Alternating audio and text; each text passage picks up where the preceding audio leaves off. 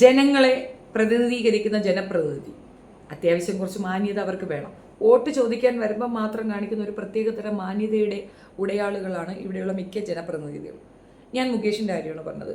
ഞാൻ ചുമ്മാ ഫേസ്ബുക്കിൽ നോക്കുമ്പോൾ കണ്ട ഒരു സംഗതി നിങ്ങളൊന്ന് കേട്ട് നോക്കാം. നിർത്തിക്കോ, ജീവൻ വേണമെങ്കിൽ നിർത്തിക്കോ കേട്ടോ. വാർത്തയിലാണ് വീട്ടിൽ വന്നും അടിച്ച് പിരിക്കുന്നില്ലേ? ആരാണ്? അല്ല, എനിക്കൊരു മിസ് കോൾ വന്നോണ്ട് ഞാൻ തിരിച്ചു വിളിച്ചാണ് കേട്ടോ. സാറാണോ? അതെ, അതറിയാമല്ലോ, പിന്നെന്തിനാണ് ആരാണെന്ന് ചോദിക്കുന്നത്? അല്ല സാർ, ഞാൻ 2-3 നമ്പറിൽ വിളിച്ചത്, അതാണ്. ശരി, പറഞ്ഞു. ആരാണ്, എവിടുന്നാണ്? ഞാൻ തിരുവനന്തപുരത്ത് നിന്നാണ് വിളിക്കുന്നത്. തിരുവനന്തപുരത്ത് എവിടെയാ? തിരുവനന്തപുരത്ത് ഊരുട്ടമ്പലത്ത് നിന്നാണ്. ഊരുട്ടമ്പലം. പറഞ്ഞോ, എന്തായിരുന്നു? സാറിന്റെ ഏറ്റവും അടുത്ത സുഹൃത്തായ രാഗം രാധാകൃഷ്ണൻ. ഹലോ, കേൾക്കണ്ട. സുഹൃത്താ? ഏത് സുഹൃത്ത്? സുഹൃത്ത്? അല്ല, സുഹൃത്തിനൊക്കെ ഒരു അർത്ഥമുണ്ട്. ഞാനിത് അങ്ങോട്ട്, ഇത് എന്റെ നമ്പർ ഉണ്ടല്ലോ, സൈബറുമായിട്ട് കണക്ട് ചെയ്തിരിക്കുകയാണ്. അതെ. കോടതിയുടെ തീരുമാനമാണ്, സൈബറുമായിട്ട് കണക്ട് ചെയ്തിരിക്കുകയാണ്. അതെ സാർ, ഞാന് ആള് വരും. എന്താണ് ചോദിക്കാൻ? സുഹൃത്താ? അല്ല, ഞാന് വാർത്തയിലൊക്കെ കേട്ടോണ്ട് അറിയാതെ. നിർത്തിക്കോ, ജീവൻ വേണമെങ്കിൽ നിർത്തിക്കോ കേട്ടോ. വാർത്തയിലാണ് വീട്ടിൽ വന്നും അടിച്ച് പിരിക്കുന്നില്ലേ? സാർ, ഞാൻ അങ്ങനെയല്ല സാർ. വാർത്തയാ. ഇപ്പൊ വരും. എന്റെ മേഴ്സിയിലാണ് ഞാൻ പറയുന്നത്. അയാൾ അറിയാതെ വിളിച്ചു പോയതാണ്, വിട്ടുകളയെന്ന് പറഞ്ഞാൽ ഓക്കെ. അതല്ലെങ്കിൽ ഒന്ന് അന്വേഷിക്കെന്ന് പറഞ്ഞു കഴിഞ്ഞാൽ നിന്റെ വീട്ടിൽ നീ ഉറങ്ങത്തില്ല. രാകാശൻ സുഹൃത്താ? അല്ല, ഞാന് വാർത്തയിൽ അങ്ങനെ പറഞ്ഞപ്പോ വെച്ച് പൊയ്ക്കോ. ജീവൻ കൊതിയുണ്ടെങ്കിൽ വെച്ച് പൊയ്ക്കോ കേട്ടോ. ഇനി മേലാൽ ഈ തരത്തിലുള്ള ഒരു കോളും ആരെയും വിളിക്കരുത് കേട്ടോ. നിന്റെ നമ്പർ നോട്ട് ചെയ്ത് കഴിഞ്ഞു. ഇനി എന്തെങ്കിലും ഒരു മിസ്റ്റേക്ക് നീ വന്നു കഴിഞ്ഞാൽ നീ ജീവിക്കത്തില്ല, വേറെ സ്ഥലത്ത് ജീവിക്കും കേട്ടോ. ഇറങ്ങിയിരിക്കുകയാണോ പരിപാടിയായിട്ട്? ശരി, ഓക്കെ. അപ്പോൾ ഈ കാണുന്ന സംഗതി കണ്ടപ്പോഴാണ് ആരാണ് ഈ രാധാകൃഷ്ണൻ എന്ന് ഞാൻ പോയി നോക്കിയത്. പ്രസ് മലയാളം എന്ന് പറയുന്ന ഒരു പേജ് നടത്തിപ്പുകാരനാണ് പുള്ളിയെക്കുറിച്ച് വളരെ മോശപ്പെട്ട രീതിയിൽ മറുനാടൻ ഒരു വാർത്ത കൊടുത്തിട്ടുണ്ടായിരുന്നു. ആ വാർത്ത കണ്ടപ്പോഴത്തേക്ക് ഞാൻ ഇതിനെപ്പറ്റി അന്വേഷിച്ചതിന് ശേഷമാണ് എനിക്ക് മനസ്സിലായത് മറുനാടൻ അങ്ങനെ ഒരു വാർത്ത കൊടുത്തിട്ടുണ്ടെന്ന്.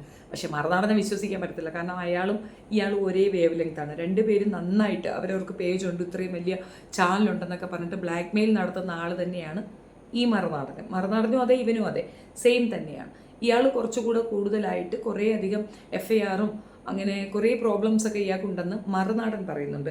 നമുക്കതിൻ്റെ കുറച്ച് ഭാഗം ഒന്ന് കേൾക്കാം. അപ്പം മറുനാടനും ഇയാളും സെയിം ഒരേ ലെവൽ തന്നെയാണ്. എന്നാലും ഇപ്പോൾ വേറെ ആധികാരികമായി ഇയാളെ പറ്റി പറയാനുള്ള മറ്റൊരു സംഗതി ഇല്ലാത്തത് കൊണ്ട് മാത്രം ഞാൻ മറുനാടൻ്റെ ഈ ഡോക്യുമെൻ്റ് എടുക്കുന്നു എന്നേ ഉള്ളൂ. മറുനാടന് എനിക്ക് വിശ്വാസമില്ല, എന്നാലും കേൾക്കാം. മറുനാടനെ വേട്ടയാടാൻ വേണ്ടി പിണറായി നിന്റെ വേട്ടയാടാൻ ഒരു ചാനലിനും അത് സാധിച്ചിട്ടില്ല. എന്നാൽ വിചിത്രമായ സംഗതി, ഓൺലൈൻ ചാനലുകളുടെയും ഫേസ്ബുക്ക് പേജുകളുടെയും ഒക്കെ പേരിൽ സ്വയം മാധ്യമ പ്രവർത്തകൻ ചമഞ്ഞ് കാറിൽ പ്രസ് എന്നൊക്കെ ഒട്ടിച്ച് ബ്ലാക്ക് മെയിലിംഗ് നടത്തി തട്ടിപ്പ് നടത്തി ജീവിക്കുന്ന അനേകം പേർ നമുക്കിടയിൽ ഉണ്ട് എന്നതാണ്. അറിയപ്പെടുന്ന ചില ഓൺലൈൻ ചാനലുകൾ അടക്കം മറ്റുള്ളവരെ ഭയപ്പെടുത്തി ഭീഷണിപ്പെടുത്തി പണം തട്ടുന്നത് സാധാരണ സംഭവമാണ്. ഇത്തരം ഒരുപാട് കാര്യങ്ങൾ പലപ്പോഴും എന്റെ അടുത്ത് എത്താറുണ്ടെങ്കിലും അത് വിട്ടുകളയുന്നതിന്റെ കാരണം അവർക്കതിന് പബ്ലിസിറ്റി ആകും. നമ്മൾ അങ്ങനെ പറഞ്ഞാൽ അവരുടെ പേജിന് ലൈക്ക് കിട്ടും, ഫോളോവേഴ്സിനെ കിട്ടും, അവരുടെ യൂട്യൂബിന് സബ്സ്ക്രൈബേഴ്സിനെ കിട്ടും. മറുനാടൻ വിരുദ്ധ മറ്റുള്ളവരെ അപകീർത്തിപ്പെടുത്തി ഇഷ്ടപ്പെടുന്നത്. കൊല്ലത്ത് മയ്യനാട് താമസിക്കുന്ന രാഗം രാധാകൃഷ്ണൻ എന്നറിയപ്പെടുന്ന ഒരു തട്ടിപ്പുകാരനാണിത്. ഇയാൾ പത്രക്കാരനാണെന്ന് അവകാശപ്പെടുന്നു. ഇയാൾക്കൊരു ഫേസ്ബുക്ക് പേജോ മറ്റോ ഉണ്ട്.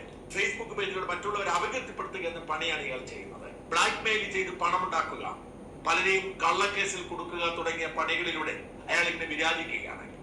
അയാൾക്കെതിരെ നിരവധി കേസുകൾ പലപ്പോഴും എടുത്തിട്ടുണ്ട്. പക്ഷെ അയാൾ ഒന്നും ചെയ്യുന്നില്ല. അയാളെ തൊടാൻ കഴിയാത്ത വിധത്തിൽ രാഷ്ട്രീയ ബന്ധം അദ്ദേഹം CPM-ൽ ഉണ്ടാക്കിയെടുത്തിട്ടുണ്ടായിരുന്നു. കൊല്ലം MLA മുകേഷിന്റെ വലങ്കയായി നിന്നുകൊണ്ടാണ് അയാൾ തട്ടിപ്പുകളൊക്കെ നടത്തുന്നത് എന്നാണ് അയാളുടെ ഇരകൾ പറയുന്നത്. അയാളുടെ ഇരകൾ ഒന്നും രണ്ടുമല്ല, ഭയപ്പെടുത്തുന്നതാണ്. ഇയാളുടെ ചിത്രം മനസ്സിൽ സൂക്ഷിച്ചില്ലെങ്കിൽ നാളെ ഏതെങ്കിലും തരത്തിൽ നിങ്ങൾ ഇരകളാവാം. പലതരത്തിൽ തട്ടിപ്പ് നടത്തുന്നു. മറ്റുള്ളവരിൽ നിന്ന് പണം ശേഖരിക്കാൻ അനേകം പേർക്ക് തൊഴിൽ വാഗ്ദാനം ചെയ്ത് ഉന്നത ബന്ധമുള്ളത് കൊണ്ട് തന്നെ മറ്റു പലയിടങ്ങളിലും തൊഴിൽ കൊടുക്കാമെന്ന് പറഞ്ഞ് തട്ടിപ്പ് നടത്തുന്നു. അയാളുടെ തന്നെ സ്ഥാപനത്തിൽ ജോലി കൊടുക്കാൻ കൊടുക്കാമെന്ന് പറഞ്ഞ് 5 ലക്ഷം രൂപ തട്ടിച്ച സാഹചര്യമാണ്. അതിനെ അത്ഭുതപ്പെടുന്നു. ഒരു സ്വകാര്യ സ്ഥാപനത്തിൽ ജോലി കൊടുക്കാമെന്ന് പറഞ്ഞ് കരാറുണ്ടാക്കി 5 ലക്ഷം രൂപ മേടിക്കുക എന്നൊക്കെ പറഞ്ഞാൽ അങ്ങനെ ഒരു സ്ഥാപനം പോലുമായ അങ്ങനെ വ്യത്യസ്തനായ ഒരു കള്ളത്തരം അല്ലെങ്കിൽ ഒരു കള്ളൻ ആണ് മറുനാടൻ പരിചയപ്പെടുത്തുന്നത്. അങ്ങേരെ ചാനലിൽ പോയി നോക്കിയാൽ മതി. എനിക്കിത് ഇഷ്ടമില്ല പറയാനായിട്ട്. രാഘരാധാകൃഷ്ണൻ നടിച്ച മറുനാടൻ തന്നെ വീഡിയോ ആണ് ആദ്യം വരിക. അപ്പം നിങ്ങൾ അതിനകത്ത് പോയി നോക്കിയാൽ മതി. എനിക്ക് ഈ വായി നോക്കിയിട്ട് വായ്ത്തളം കേൾക്കാൻ ഇഷ്ടമല്ല. ഇവന് സെയിം ലെവലായിരുന്നു. രാഘരാധാകൃഷ്ണൻ എന്താണോ അത് തന്നെയാണ്. നമ്മൾ പറയാൻ വന്ന വിഷയം അതല്ലല്ലോ. മുകേഷിൻ്റെ കേസാണ്. അല്ല മുകേഷ് അണ്ണ, നിങ്ങളെ ജയിപ്പിച്ച് വിട്ട മനുഷ്യർ ഒന്ന് വിളിക്കുമ്പം അവൻ അങ്ങനെ പറഞ്ഞെങ്കിൽ പോലും നീ എന്തിനാടാ അങ്ങനെ പറഞ്ഞത്, അത് പാടില്ല, ഞാൻ അയാളുടെ സുഹൃത്തല്ല എന്ന് മാന്യമായിട്ട് പറഞ്ഞുവിടേടാ അലവലാതി. നീയും ഒരു കൊച്ച് അലവലാതി എന്നല്ല, അതിനേക്കാൾ വലിയൊരു അലവലാതിയാണ്. ഒരു അക്യൂസ് അല്ലേടാ നീ. പെണ്ണ് വിഷയത്തിൽ നീ ഇവനെയൊക്കെ ഇപ്പോഴും നമ്മൾ ഈ ഒരു പൊസിഷനിൽ കാണുന്നു എന്നുള്ളത് നമ്മളുടെ അപജയമാണ്. സത്യം പറഞ്ഞു കഴിഞ്ഞാൽ എന്ത് രാഷ്ട്രീയമാണെന്ന് പറഞ്ഞാലും ഇവനെ സംരക്ഷിച്ച് നിർത്തുന്നത് സത്യം പറഞ്ഞു കഴിഞ്ഞാൽ കമ്മ്യൂണിസ്റ്റുകാരുടെ ഗതികേട് എന്നല്ലാതെ വേറെ ഒന്നും പറയാനില്ല. ഇത്രയും വൃത്തികെട്ടവനാണ് ഈ പറയുന്ന പാർട്ടിയെ പ്രതിനിധീകരിക്കുന്നതെങ്കിൽ ആ പാർട്ടി എത്രത്തോളം താഴ്ന്നു പോയി എന്നുള്ളതിൻ്റെ തെളിവല്ലേ ഈ കാണുന്നത്. എത്ര വൃത്തികെട്ട രീതിയിലാണ് അവൻ ജനപ്രതിനിധിയായി ഇരുന്നു കൊണ്ട് ആളുകളുടെ അടുത്ത് ബിഹേവ് ചെയ്യുന്നത്. ഇവൻ്റെ അടുത്ത് ആരെങ്കിലും പരാതിയും കൊണ്ട് പോകാൻ പറ്റുമോ? എന്തിനാണ് ആ പൊസിഷൻ അവന് കൊടുക്കുന്നത്? ഇവൻ അനുഭവിക്കുന്ന എല്ലാ ഫെസിലിറ്റീസും ആ പൊസിഷനെ ഡിമാൻഡ് ചെയ്യുന്ന കാര്യങ്ങളാണ്, അല്ലെങ്കിൽ ആ പൊസിഷന് കൊടുക്കുന്ന ഓണർഷിപ്പാണ്. അപ്പോൾ അവന് വാഹനം കൊടുക്കുന്നു, അതിൻ്റെ പെട്രോൾ എക്സ്പെൻസ്, അവന് തങ്ങാനുള്ള വസതി ഇത്യാദി അവന് വേണ്ട സർവത്ര കാര്യങ്ങളും അവൻ്റെ ചെലവിനുള്ള പണം ഉൾപ്പെടെ ശമ്പളമായിട്ടൊരു തുക ഉൾപ്പെടെ അവന് ബോഡി ഗാർഡ് ഉൾപ്പെടെ എന്തെല്ലാം ഫെസിലിറ്റീസ് അവന് കൊടുക്കുന്നുണ്ടെന്നറിയാമോ? ജനങ്ങളെ സേവിക്കാൻ വേണ്ടിയിട്ടാണ് ഇതൊക്കെ കൊടുക്കുന്നത്. ഈ വിളിച്ച പയ്യൻ്റെ ടാക്സ് ഉൾപ്പെടെ അവന് ശമ്പളമായി പോകുന്നുണ്ട്. ഒരല്പം മര്യാദയോടുകൂടി ബിഹേവ് ചെയ്തുകൂടി എന്നാണ് എൻ്റെ ചോദ്യം. രാധാകൃഷ്ണൻ്റെ കൂട്ടുകാരനാണെന്ന് പറഞ്ഞ ഉടനെ നിന്നെ പിടിക്കും, നിന്നെ കുത്തും, നിന്നെ വിടുങ്ങും എന്നൊക്കെ പറയുന്ന ഒരു വലിയ കേമത്തരമായിട്ടാണ് അയാൾ വിചാരിച്ചു വെച്ചിരിക്കുന്നത്. അല്പൻ ഐശ്വര്യം കിട്ടി അർദ്ധരാത്രി കൊട പിടിക്കുമെന്ന് പറയുന്നതിന് തുല്യമാണ് നിങ്ങൾ ഈ കണ്ട പേക്കൂത്ത്. ഇവനെയൊക്കെ എന്ത് ചെയ്യണം എന്നറിയാം? പൊതുസമൂഹം വിചാരണ ചെയ്യുകയാണ് വേണ്ടത്. ഇന്ന് പെണ്ണ് കേസിൽ അവൻ ഇങ്ങനെ ഒരു വിഷയമുണ്ടെന്ന് കേൾക്കാൻ തന്നെ ഇവനെ സസ്പെൻഡ് ചെയ്യുകയാണ് ചെയ്യേണ്ടിയിരുന്നത്. പക്ഷെ ഇപ്പോഴും അവനെ പ്രൊട്ടക്റ്റ് ചെയ്ത് അവന് വേണ്ടി വാക്കാലത്ത് പറയുന്ന ഒരു വൃത്തികെട്ട രാഷ്ട്രീയം ഇവിടെ നിലനിൽക്കുന്നത് സത്യത്തിൽ പൊതുസമൂഹത്തിൻ്റെ അപജയം കൂടെയാണ്. നമ്മൾ വോട്ടിടുമ്പോൾ സൂക്ഷ്യം കണ്ടുവിട്ടില്ല എങ്കിൽ ഇതുപോലുള്ള വാണങ്ങൾ ജയിച്ച ആ പൊസിഷനിൽ വന്നിരുന്ന് നമ്മളെ നോക്കി വിളിക്കുമെന്നുള്ളതിൻ്റെ തെളിവാണ് ഈ കണ്ടത്. സോ വീഡിയോ ഇഷ്ടപ്പെടുകയാണെങ്കിൽ ലൈക്ക് ചെയ്യണം, നിങ്ങളുടെ അഭിപ്രായം കമൻറ്റിൽ രേഖപ്പെടുത്തണം, സബ്സ്ക്രിപ്ഷനും വേണം, കൂടെ ഇത് ഷെയറും ചെയ്യണം. Thank you.